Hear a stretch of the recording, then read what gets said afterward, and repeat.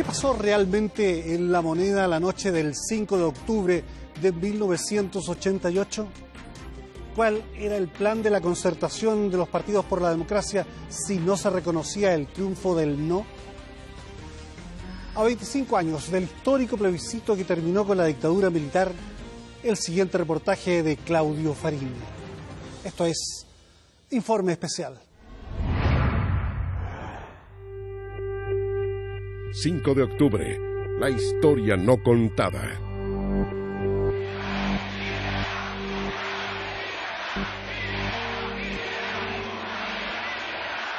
Hoy nos hemos reunido los comandantes en jefe de las instituciones de las Fuerzas Armadas para nominar al ciudadano que va a llevar los destinos de Chile en el próximo periodo. Esta designación, por unanimidad, recayó en mi persona. He aceptado tal nominación. A menos de una semana de ese acto en la Plaza de la Constitución, debutará la franja electoral, que el gobierno minimizaba en impacto sobre la población y que a la postre será un mazazo para la campaña del sí. Chile, la alegría está en marcha. Viene del norte, viene del sur.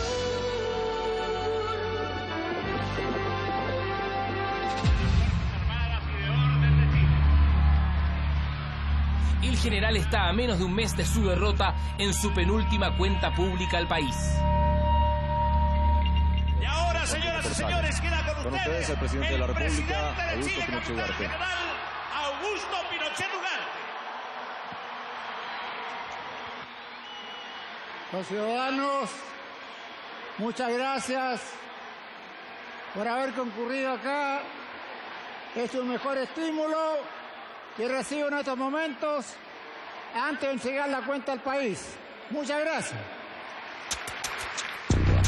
El gobierno está viviendo el mejor año económico de su historia. El país crece un 7%, el desempleo baja notoriamente, se inauguran viviendas sociales por todo Chile y en la bonanza el IVA se ha rebajado del 20 al 16%. Hace 10 días que por decreto se ha terminado el exilio en nuestro país, un mes antes del plebiscito que también terminará con la dictadura.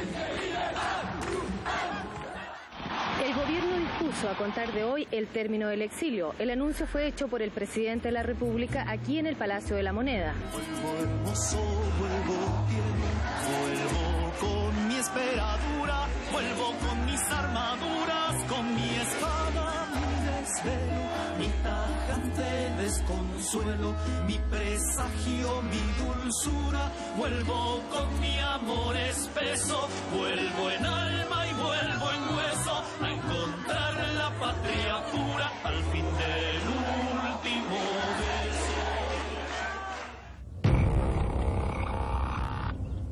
Los chilenos van venciendo el miedo a la inscripción electoral en la misma medida que los partidos políticos van quedando inscritos oficialmente ese histórico año.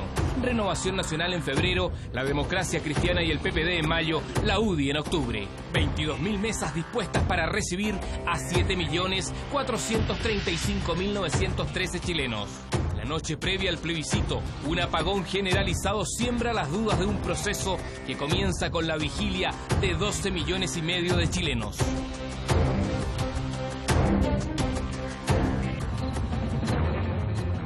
La información de este minuto para el diario de Cooperativa dice que a muy pocas horas de que se inicie el plebiscito en Chile, gran parte del territorio nacional se encuentra sin energía eléctrica. Los partidos políticos de la concertación por el no han formulado un llamado perentorio a la población a no dejarse atemorizar por estos sucesos y acudir a las urnas mañana para emitir el voto desde la primera hora.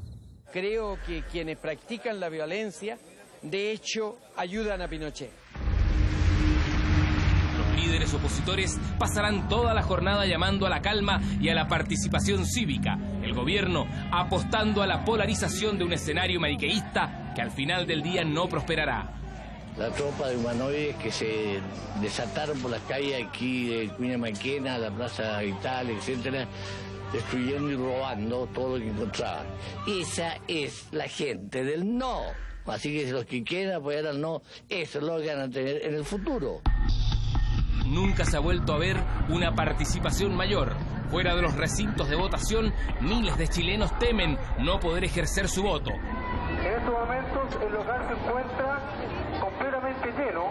Ese es el orden que tiene que haber aquí, con número de mesa. Al final no nos dejan ni votar. Primera vez en mi vida que yo veo este desorden. El comando del no se lo hace saber al general jefe de plaza. Una hora después se abren las puertas y baja la tensión. La gente habitualmente reclamaba y decía: digan la verdad. Televisión Nacional de Chile se apronta para una cobertura extensa, con un privilegio: tener línea directa con La Moneda y el Diego Portales. Seguimos en este salón plenario del edificio Diego Portales, que es el verdadero centro y corazón computacional del plebiscito realizado hoy en nuestro país. Un día se me acercó el director de prensa y me dice: mira, por favor comunícale a los editores y a los reporteros que desde hoy no se utiliza más la palabra no en los encabezados de las notas. Yo quedé sorprendido porque nosotros recibíamos todo tipo de órdenes, pero de ese nivel, algo tan absurdo, jamás. Nosotros sabíamos que era complicado, que iba a ser tenso en Televisión Nacional, que no teníamos credibilidad, que el público los momentos trascendentes lo iba a seguir o en otro canal o a través de las radios. Pero queríamos hacer algo digno porque el canal llegaba a todo Chile y tenía seguidores también. A las 7:33, el subsecretario del Interior entrega al país el primer cómputo oficial. El sí ganaba por 17 puntos al no. Sí. Sí. Hasta el momento arroja un 57.36% para el sí, un 40.54% para el no. Con una cantidad ridícula de mesas, entiendo que eran, no sé, 57, 60 mesas. Eso a mí ya me provocó una enorme preocupación, porque nosotros no teníamos un sistema de cómputos montado completo. La espera en el Diego Portales es tensa. 1.200 periodistas, entre corresponsales extranjeros y nacionales, esperan más información del ministerio. El primer cómputo ha sido sobre una escuálida porción de mesas. A media cuadra, a no más de 100 metros, la desesperación reinaba en el comando del no. Ahora que pasa es mejor para nosotros. Ahora que pasa. El momento de preocupación no parte con lo de Cardemil, que uno podría llegar y decir: era ridículo. Eran las 8 de la noche, eran 70 mesas. La verdad es que nosotros teníamos muchísimo más. Entonces uno dice, bueno, pero lo curioso fue que en ese momento se van a desarrollar un conjunto de cosas muy preocupantes. Nosotros estamos a la espera de la información que llegue desde el edificio Diego Portales y a la información que llegue desde cualquier punto del país en donde ella se produzca. No queremos que usted deje de saber los cómputos oficiales cuando ellos se produzcan. Pero mientras ello no ocurra, queremos ofrecerles a continuación una serial que es una de las más afamadas. Televisión Nacional decide entonces exhibir películas ante la carencia de información oficial del gobierno. Este hecho gatilla la reacción de los líderes opositores que ya no pueden contener su nerviosismo. Y ahí entonces llamo a, como decía Genaro Regada, le digo: Genaro, tenemos que dar los cómputos. Entonces él me dice: no puedo porque nos comprometimos que íbamos a dar cómputos cuando tengamos el 10% escrutado. Y ahí se produjo una discusión un poquito intensa. Entonces al final me dijo: tengo que pedirle autorización a Elwin. Elwin estaba yendo a unos estudios de televisión. Yo voy a dar los informes que yo tengo. Tú no puedes, me dijo, porque el acuerdo es uno solo. Sí, pero es que si tú no los das, yo no puedo arriesgarme que los chilenos y el mundo piense que va ganando el sí, porque eso no es cierto. El no ya ganó. Y estando en la carretera oyes un pip pip. La televisión empezó a transmitir monitos animados. Nosotros en ese momento decidimos dar a conocer nuestro primer cómputo. fue exacto. Y sobre una suma que debió haber bordeado los 200.000 votos. Lo curioso fue que salvo 4 o 5 radios, entre las cuales estaba la Cooperativa, la Chilena, la Radio Carrera, la Radio Nuevo Mundo, la Radio Santiago, nadie nos recogió. Y la televisión simplemente ignoró la conferencia de prensa. Región de Antofagasta, mesa solo de varones. Hasta mediodía todo había sido perfecto, despachos de distintos lugares, el canal no había hecho cuestión respecto de los entrevistados en directo, se había abierto de que se podía entrevistar a personeros de oposición, pero después de los primeros despachos de cómputos comenzaron los problemas. Al principio ganaba el sí según el comando del sí, y eso generó optimismo y cierta alegría en ciertos ejecutivos de Televisión Nacional. Pero a los pocos minutos, los otros medios y también nosotros empezamos a informar que el no alcanzaba al sí y que el no empezaba a ganar. En las calles, la falta de datos e información y los rumores comienzan a complicar la labor del comandante de la guarnición militar de Santiago. Se empezaba a producir una efervescencia, ¿no es cierto?, que podía reventar en cualquier momento. Y entonces yo tenía previsto ya tener carabineros en la calle y no quería emplear tropas. Carabineros está entrenado, está preparado para enfrentarse a disturbios.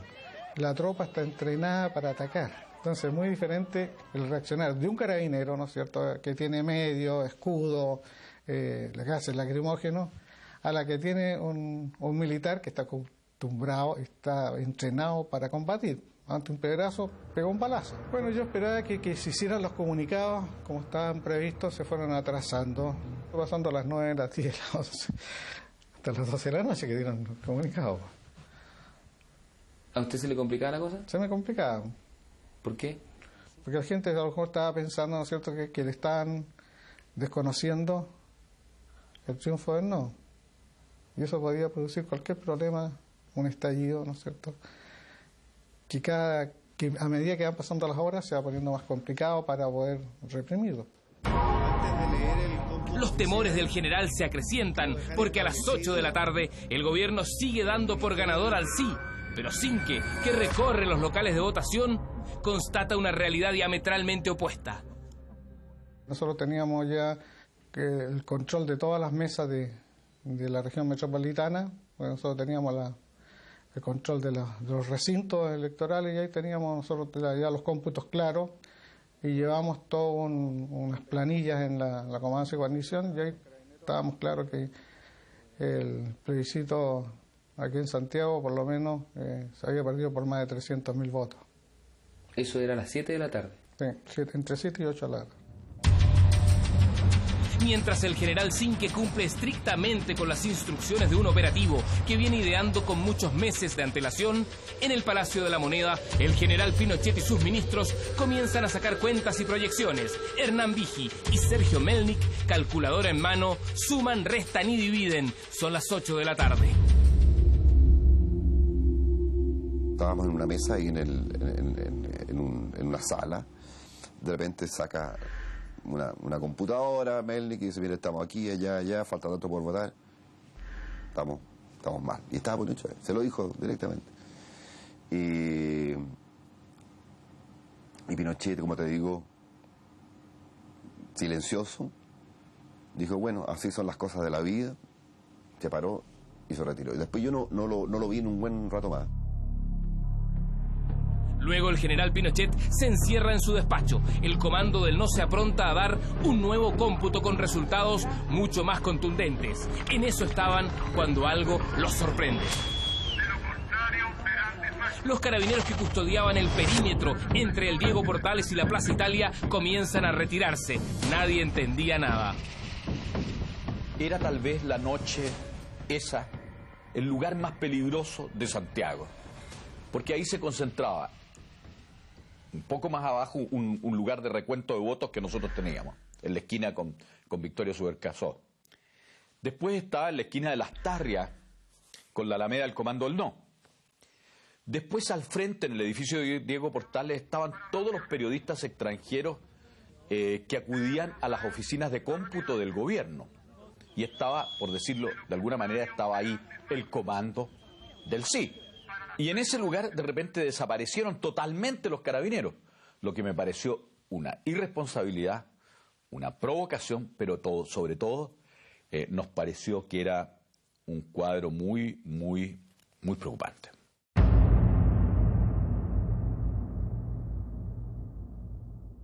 Eso que dice el señor Ricardo, eso no es cierto. Aquí no se ha retirado, no hubo ninguna orden de retirar los medios. Ahora, si hubo reducción, tuvo las cosas dentro del plan porque la gente se fue a sus casas, se fue retirando y se fue reduciendo las dotaciones pensando en el día siguiente. Estoy seguro que no dice la verdad, porque yo es lo que vi. Porque a mí me tocaba salir desde el comando del no a la oficina de prensa nuestra, sin ninguna guardia, solo en la noche con un par de gente joven que me acompañaba. Y porque cuando sacábamos a Patricio Elwin o a Ricardo Lagos a dar las conferencias de prensa al frente, teníamos que meterlos en un auto frente al comando en la calle Las Tarrias y llevarlos contra el tránsito hasta el lugar. Habíamos recibido una información que se habían robado 6 buses idénticos a lo que las fuerzas especiales de Carabineros usaban, que eran unos buses Mercedes-Benz. Y esta información que la recibimos de alguien de Carabineros, ironías de la vida, el capitán de Carabineros que me tenía preso, junto con otros presos, con motivo del atentado Pinochet.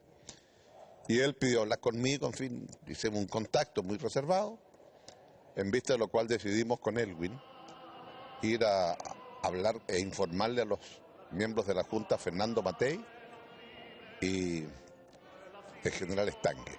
Y cuando le informamos de esto, Estangue nos dijo: señores, ustedes están equivocados. No son 6 los buses robados, son 14. Y por eso cuando alrededor de las 10 de la noche hubo movimientos extraños, pensamos que era eso. Carabinero de alguna manera también hay relevos, tiene que ir a comer, a almorzar, eso se puede tomar como, pero las fuerzas se mantuvieron. Era absurdo que la fuerza de seguridad hubiera salido, ya fuera por un relevo, que es una demostración de ineficacia y de irresponsabilidad, y mucho más la respuesta cínica de que estaban en colación. La verdad es que dejaron de estar, no había una sola guardia. Días antes, los dirigentes socialistas recibieron un rumor que pintaba para certeza. Una historia homosexual dentro de un regimiento daba cuenta de un operativo en marcha. El soldado que hacía su servicio militar era hijo de un dirigente del partido. El teniente se había enamorado de él y se habían hecho pareja. Y entonces, a través de este muchacho, tuvimos la información. Se referían básicamente a la instalación de un dispositivo militar en que estaba involucrado ni más ni menos que el entonces coronel José Sara, jefe de las Fuerzas Especiales, que había amenazado con los Corvos, y que estaba instalado este dispositivo básicamente en la zona oriente de Santiago, en la escuela militar, en el comando de telecomunicaciones y en otras instalaciones. Yo fui a hablar con Clodomiro Almeida, que está preso en Capuchino, y le conté toda esta historia. Él me dijo: mire, hombre, hay que hablar con alguien de la derecha. Bueno, le dije yo no conozco a nadie, pero ¿cómo no va a conocer a nadie? Y entonces yo me acordé. Andrés, soy Camilo Escalona, ¿te acuerdas de mí? Obviamente que le dije yo, pues sí, ¿cómo no me voy a acordar de ti? Y él me dice una frase que hasta el día de hoy jamás se me ha olvidado. Andrés, sí, me dice: oye, habla Camilo Escalona. Hola, me dice: ¿qué fue tu vida? ¿Sobreviví? Hasta ahora. Sobreviví. Fue verdaderamente muy impactante. Bueno, es que nosotros sabemos de que se pretende desconocer el resultado del 5 de octubre. Sí, me dice: te invita para hablarlo por teléfono. Están preparando un dispositivo de las tropas especiales para intervenir, incluso camuflados en buses que van a hacer aparecer como que son de Carabineros. ¿Qué es lo que va a hacer Renovación Nacional? Y yo le dije: Camilo, quédate tranquilo, nosotros jamás vamos a aceptar que se desconozca el veredicto popular. Pero la tranquilidad que daba Renovación Nacional días antes al Partido Socialista no convencía a los comunistas, que tenían ya ideado su plan B. Era encabezar protestas para impedir que se consumara ese fraude. Nosotros estábamos convencidos que la dictadura no iba bajo ningún punto de vista a reconocer el triunfo del no. Hoy sabemos que Pinochet efectivamente no tenía intenciones de reconocer ese plebiscito, pero que la Junta Militar se fracturó. Nos acuartelamos, que era la palabra que usar en esos años, en un departamento detrás del Diego Portales, y la idea era que el día 6 de octubre salir junto con los demás estudiantes de la Universidad de Chile a reclamar y a protestar contra ese fraude, que la verdad es que es una situación bastante suicida. O sea, si una dictadura estaba dispuesta a desconocer un mandato popular, iba a estar dispuesta a enfrentar, a reprimir y eventualmente a matar a quienes se opusieran a esa voluntad. ¿Sabes qué estás buscando? Una buena mujer, un auto rápido. A las 9 de la noche los canales siguen transmitiendo películas que eventualmente interrumpen para dar extras informativos que en todo caso poco o nada tienen que ver con el plebiscito. ¡No se suelte! El emperador Hirohito, que seguía con una fiebre muy alta, tuvo esta noche una hemorragia rectal que obligó a los médicos a hacerle una nueva transfusión de 230 centímetros cúbicos de sangre. El asunto se puso color de hormiga cuando a las 10 de la noche hay un segundo cómputo en que, si bien disminuye la distancia del sí respecto del no, el sí aparecía ganando. Y en Renovación Nacional ahí se nos prendieron absolutamente todas las luces, ya pasamos de luz amarilla a luz roja. Hemos completado 18 horas en el aire. Más o menos a esa hora, las vías de comunicación entre el Palacio de la Moneda y los canales de televisión se interrumpen. Yo sospeché que la cosa venía mal, porque había 3 centrales o 3 terminales de computación. Uno en La Moneda, otro en el Diego Portales y otro en Televisión Nacional, que yo tenía autorización de poner al aire. Pero como a las 8:15, me cortan la señal. Fue el primer alerta de que estaba ganando el no. Pero nosotros teníamos cámaras puestas en La Moneda, básicamente en el Ministerio del Interior, y en el Diego Portales, y en la casa del no, en la casa del sí. Por lo tanto, cuando se sabe que ganó el no, hubo militares en Plaza Italia. Y eso no lo puede desmentir nadie, porque nosotros no lo mostramos, pero sí lo fuimos. Empezamos a recibir información de que hay movimientos extraños en Plaza Italia de distintos tipos de vehículos. La conferencia episcopal estaba toda reunida en un lugar acá en Santiago. Teníamos emisarios con la conferencia episcopal. Pero no solo la conferencia episcopal era la contactada por la oposición, también el cuerpo diplomático acreditado en Chile y conspicuos partidarios de la dictadura en días previos. Vamos a hablar con Jaime Guzmán. Ahí le preguntamos, bueno, ¿y qué va a pasar si nosotros ganamos el plebiscito? ¿Cuáles son las posibilidades de un golpe? Él pensaba, digo casi textual, que los golpes no eran ni buenos ni malos, eran viables o inviables, y que en este caso veía absoluta inviabilidad de un golpe, porque el golpe sería ¿contra qué? Contra la propia Constitución que ellos habían generado. Entiendo que Pinochet llamó a los comandantes en jefe de la Junta para revocar el plebiscito, para que no tuviera efecto.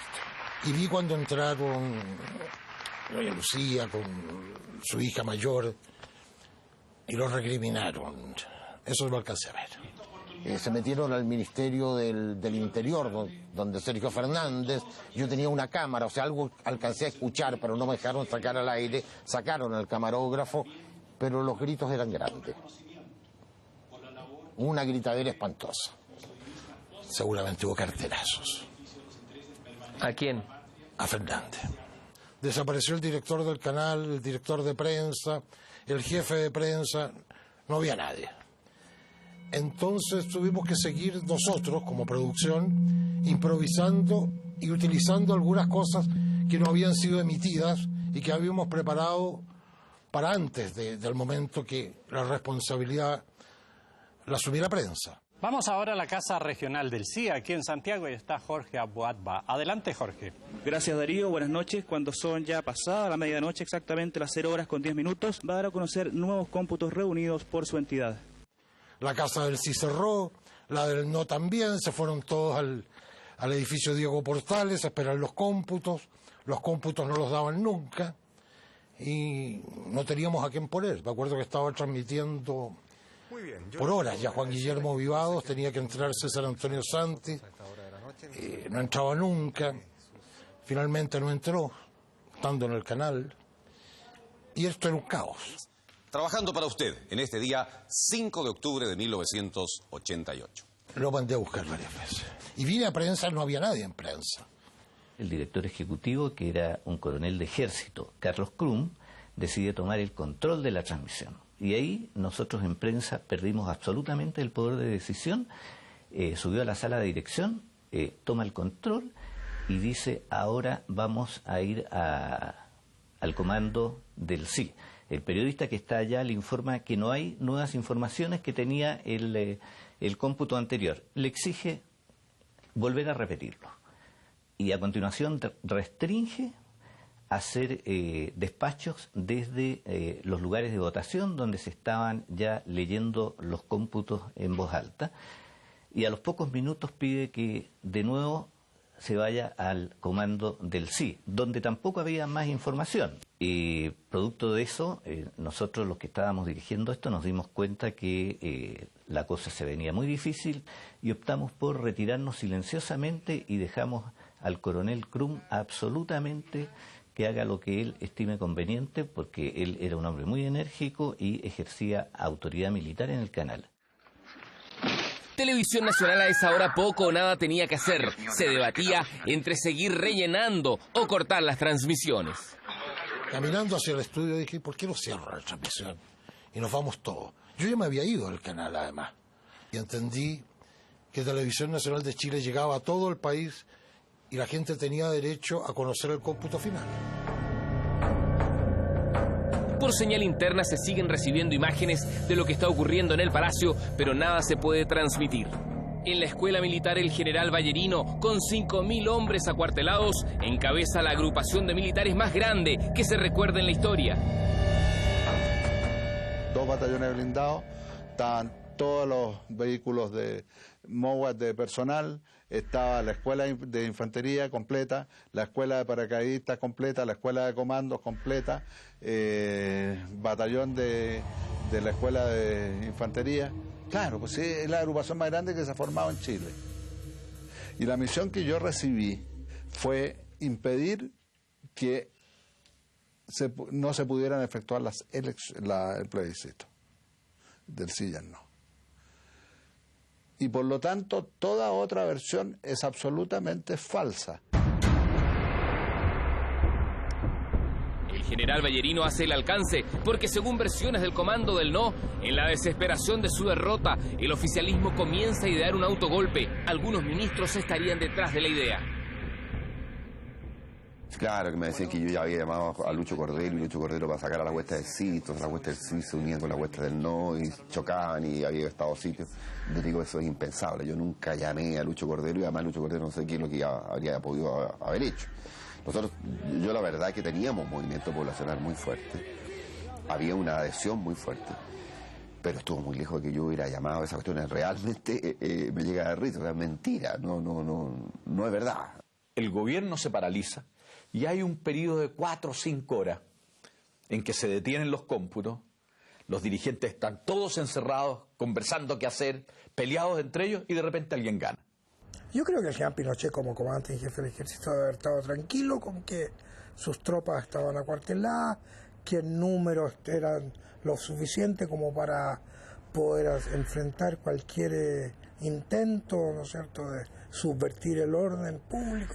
Teníamos un plan de emergencia que era muy precario. Era que no durmieran en su casa ese día, que tuvieran un lugar donde ir a refugiarse ante una eventualidad.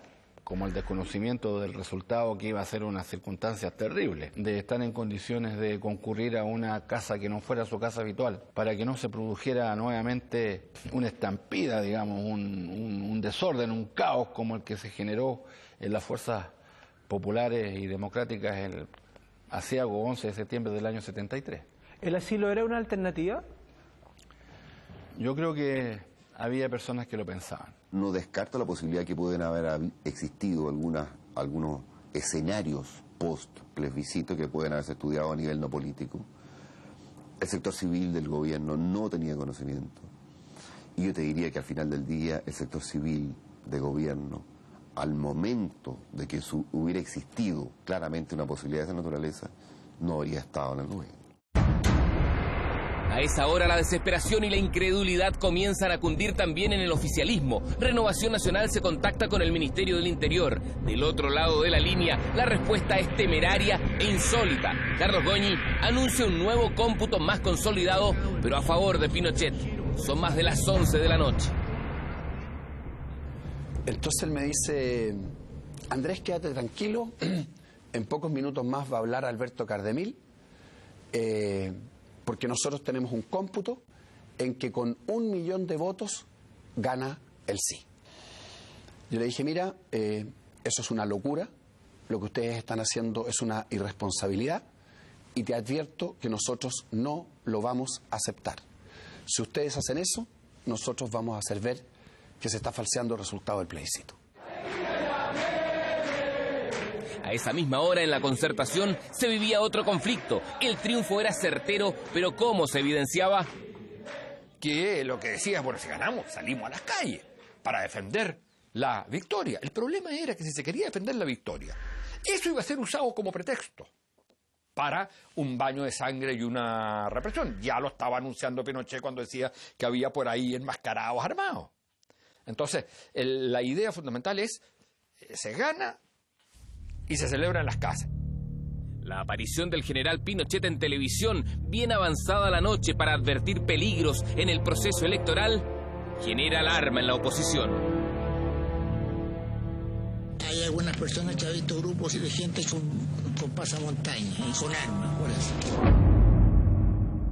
¿Nunca usted supo de que en las calles hubiese elementos con pasamontañas? No. Puede que esa información se la haya dado la CNI, pero yo no la tuve en mi cuartel general. La desesperación comienza a exteriorizarse. El temido no reconocimiento del triunfo opositor parece estar en marcha. Comienzan frenéticos llamados telefónicos. Camilo Escalona a Andrés Alaman, Alaman a Sergio Nofre Jarpa, Jarpa a Cardemil, que tranquiliza a su viejo amigo. Oiga, me dice Alberto, ¿no habrá nadie pensando en hacer alguna huevada ahí? Eso me dio risa, Entonces le dije: mire, don Sergio, usted me conoce y sabe que no me presto para huevas. Los llamados se multiplican. Ahora es la dirigente de Renovación Nacional, Evelyn Matei, quien da las garantías. Ha hablado con su padre y le confirma que desestimará cualquier intento de manipular los resultados. Nadie los convoca a la moneda.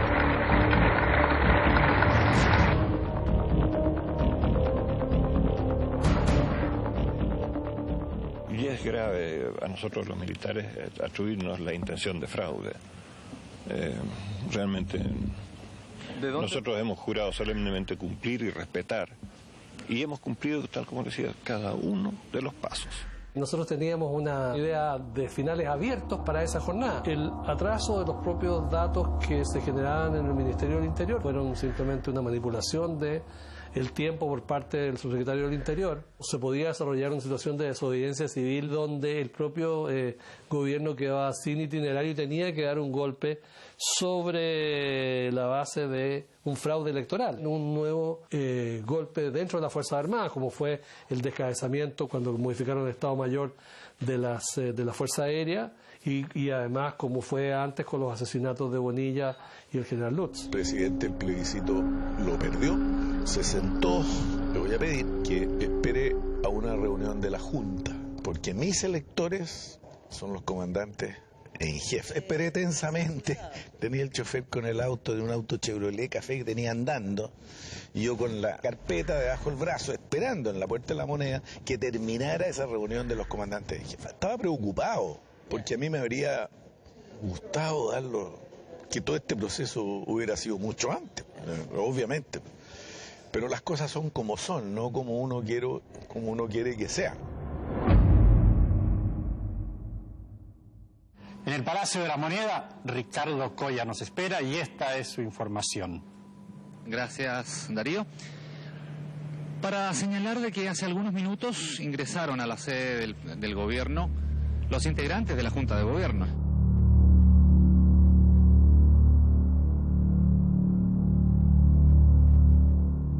Visiblemente molestos por la tardanza de un encuentro y también de un recuento serio y responsable, a la 1 de la madrugada, los comandantes en jefe y el general director de Carabineros deciden cruzar la Alameda.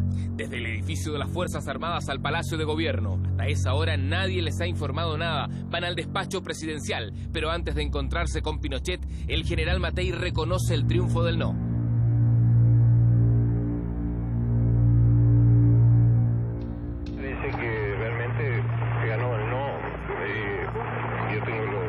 Para mí, yo lo tengo bastante claro ya. Fue como sacarle una espoleta a la bomba, dirá tiempo después. Pinochet sorprenderá a la Junta con la petición de poderes amplios para enfrentar el difícil cuadro de la derrota. El gobierno está a punto de quebrarse.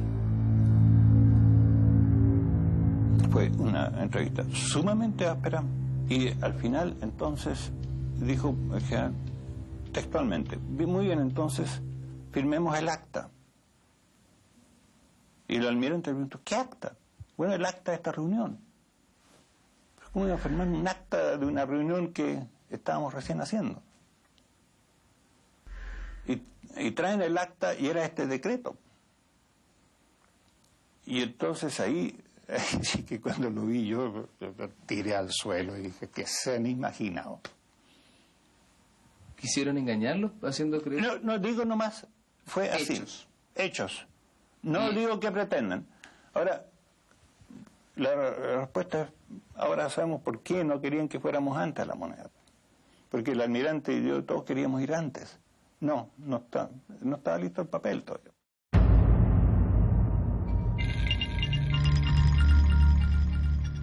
El papel al que se refiere Matei se lo pasa el ministro Fernández a Pinochet. Es un decreto que le otorga amplias facultades, tan amplias como para desconocer los escrutinios, empieza a sospechar Matei.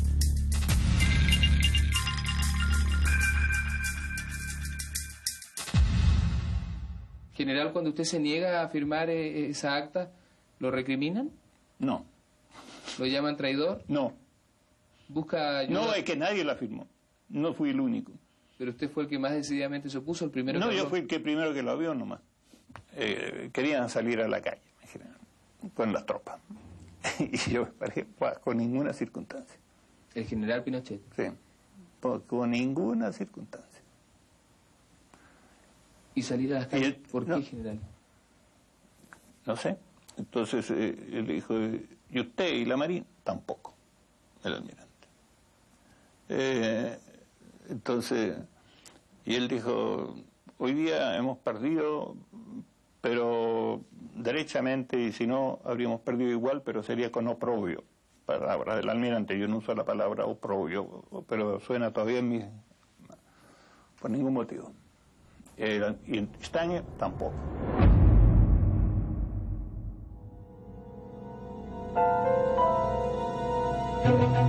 El almirante Merino, compañero de Pinochet desde la infancia en los Padres Franceses.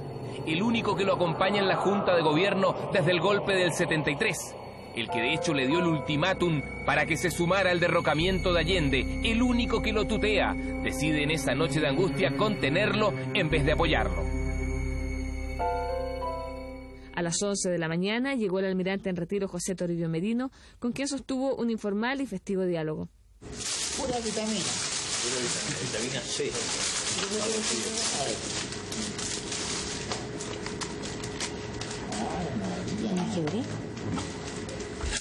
Uy, un apunte para acá. Uno para cada uno. Uno para cada uno. Era de los pocos que trataba de tú al general Pinochet. Había, yo creo, una confianza muy grande entre ellos. Yo creo que eran los más yunta, digamos, de la Junta. O sea, Pinochet ese día quedó solo. Entonces lo hago solo con el ejército. Le recomendamos que no. Estamos todos de acuerdo, pero no lo haga. Así fue, y fue muy violenta porque yo no digo las cosas en forma muy suave, y yo fui el primero, y yo soy torpe, y soy apasionado, y me tuvieron paciencia. No sé, no me echaron, no pasó nada. Si hubiera tenido la intención de sacar las tropas a la calle, de tomarse el poder, el primero que habría tenido que saberlo soy yo, que tenía la mayoría de la fuerza de Santiago. Y nunca me dijo absolutamente nada. Por lo tanto, no le puedo creer en absoluto en este sentido a General Matei. Yo doy fe de mucha gente, te digo, sobre todo en el sector civil, que de haber existido una cosa así, habría sido en esta aventura, por ningún motivo habríamos ido. Lo más importante es que él cumplió su palabra, y teniendo todas las posibilidades, obviamente, que le da una situación, yo diría, de tener un 43%, de poder, obviamente, tratar de poder influir en el futuro, en un cambio del itinerario, sea postergándolo, sea haciendo algún tipo de acomodo. El discurso de General Matei salió que se iba a desconocer el plebiscito, se iba a actuar con otras fuerzas. Oye, todas esas cuestiones son mentiras. Yo tenía 10.000 hombres en la calle, ¿cómo no iba a saber todas estas cosas? Jamás. Es un proceso que se cumplió de acuerdo con lo que diseñó la Junta de Gobierno, demostrando con ello que quería efectivamente hacer que el país pudiera vivir en un régimen democrático como el que estamos viviendo. No me atrevo, y a mí no me gusta menos un superior tratarlo de mentiroso, ¿no? Pero no sé, es una visión distinta. No es que yo esté sorprendido con esta versión que tiene el señor General Matei del tema, porque sería hacerme el leso sin que le dijera que no la he escuchado nunca. Hicieron lo propio el ministro secretario general de la Presidencia, brigadier general Sergio Valenzuela. El general Valenzuela, ministro secretario general de la Presidencia, que según algunas versiones se desmaya en medio de las acaloradas deliberaciones de la Junta, relata cómo Fernández trata de presentar la derrota como una victoria pírrica. El ministro Sergio Fernández trató de partir un poco diciendo una cosa que no es mentira, que si bien es cierto, no es menos cierto que después de 12 años tener un resultado de Santa Teresa era espectacular. No fue un triunfo. El general Matei entonces contraataca a Fernández con ironía. Si los resultados son tan buenos, ¿por qué no sacan la champaña? El general Pinochet pregunta entonces cómo le ha ido en Iquique, ciudad que quiere mucho y donde vivió y fue intendente en tiempos de Frei Montalva. Como que se le cae un poco la cara diciendo que ingrata este pueblo, ¿no es cierto? ¿Qué había pasado en Iquique? También alguien miró las estadísticas, primera región se perdió. Malagradecido el país. Subí N veces arriba a sus dependencias, ¿no es cierto? Lo vi tranquilo, no le digo que lo vi feliz, ni mucho menos apanucado de haber estado, ¿no es cierto? Pero en ningún momento, no sé, pues, preparando alguna cosa. Pinochet abandona la Junta cerca de 1:15 para las 2 de la madrugada. 20 minutos más tarde, Cardemil entregará el último cómputo. El comando del no puede irse a dormir tranquilo. Del Interior, sobre un total de 15.960 mesas ya escrutadas, lo que da una tendencia nacional de un 44.34% para el sí y un 53.31% para el no. Esa ha sido la información, el tercer escrutinio que ha entregado el subsecretario del Interior, Alberto Cardemil. Vamos a repetir. De repente sentí yo un estampido, un estruendo, y me sorprendí y miré porque no había nadie ahí que decía nada. Bueno, era el era el equipo de la Concertación, la gente de la Concertación, que funcionaba ahí mismo, o sea, cerca del Diego Portales. No más que un crimen político, habría sido una estupidez política sin nombre. Era una especie de golpe, de segundo golpe, de autogolpe, que no habría durado un minuto, porque toda la repulsa internacional y nacional habría sido gigantesca.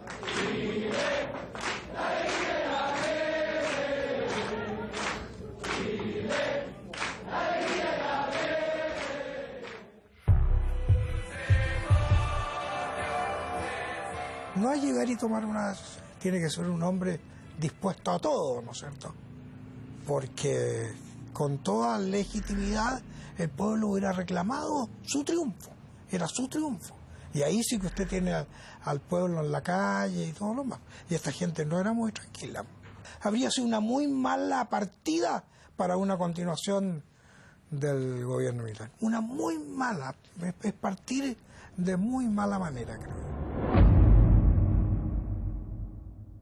Tuvimos ásperas discusiones, que son entre hombres.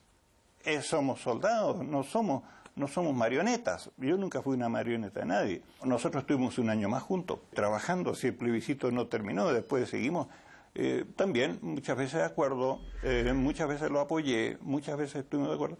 Y otras veces en algunas cosas que para él eran muy, muy importantes, estuvimos en desacuerdo y yo no firmé y me puse tieso nomás. El notario firma al final. El notario firma la escritura al último. Y este notario, lo que sí estaba preocupado es que cuando dijera ganó la opción no o ganó la opción sí, fuera absolutamente cierta esa definición. Me tomé un whisky doble, con hielito, pero tranquilo. Había en la primera fila unos miembros del Parlamento Europeo, unos franceses. Y me impactó porque cuando estaba hablando, empezaron a llorar.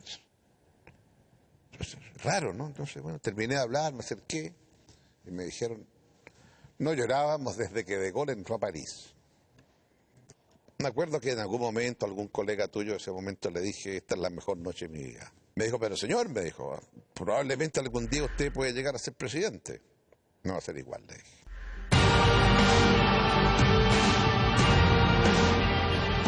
$18 millones había gastado el gobierno en la campaña del sí, en ese que fue el mejor año de toda la dictadura en términos macroeconómicos. Habían demorado 7 horas desde que tuvieron la certeza de su derrota en reconocerla. Los contenidos festejos del no saldrían 2 días después a la calle. Pinochet caía derrotado en su propio itinerario constitucional. Comenzaba la cuenta regresiva para la dictadura.